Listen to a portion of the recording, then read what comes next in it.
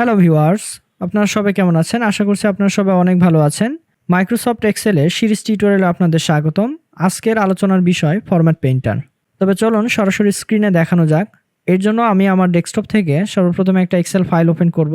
Format painter সম্পর্কে সংক্ষেপে বলতে গেলে এটা এমন একটা টুলস যার সাহায্যে আপনি একটা সেল যে ক্রাইটেরিয়া অনুযায়ী আপনি এটাকে স্টাইলাইজ করবেন, অর্থাৎ এটার ফন্ট কালার বলেন, ফন্ট নেম বলেন, ফন্ট সাইজ বলেন, এটার ফিল কালার বলেন, এটা ইটালিক হবে না বোল্ড হবে, এটা আপনি প্রথমে একটা আপনার কাস্টমাইজ করে নেবেন নিজের মতো করে।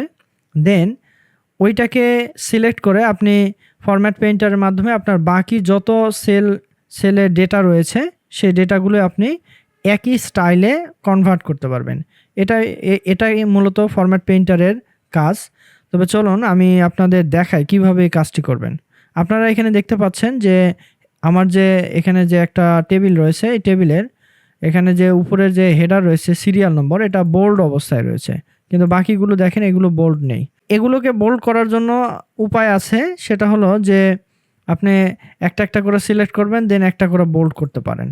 এটা একটা ওয়ে আছে। তবে এরকম যদি আপনার অনেকগুলো হয় সেক্ষেত্রে আপনি কিভাবে কাজ করবেন?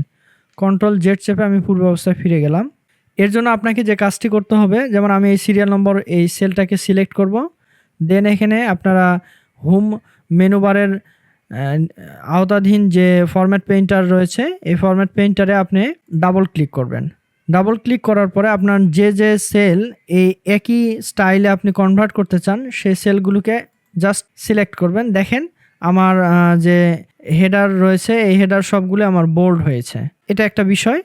আমি আরেকটা জিনিস দেখাই। দেখেন এখানে আমার যে সেলিং ডেট আপনারা দেখতে পাচ্ছেন এটা শর্ট ফর্মে আছে, আর বাকি যে সেলিং ডেটগুলো রয়েছে এগুলো লং ফরম্যাটে রয়েছে। যেমন এখানে ডে, মান্থ অ্যান্ড ইয়ার, তারিখ সহ। আর এখানে প্রথমটা খুব সংক্ষেপে রয়েছে। এবং সাধারণত আমরা যখন ডকুমেন্টে কাজ করি এক্সেলে ডেটা শিটে সাধারণত শর্ট ফর্মটা নিয়ে আমরা কাজ করে থাকি।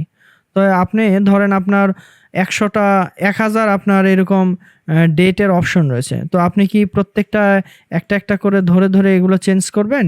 এটা অবশ্যই আপনি করবেন না। তো এর জন্য বিকল্প উপায় হচ্ছে ফরম্যাট পেইন্টার।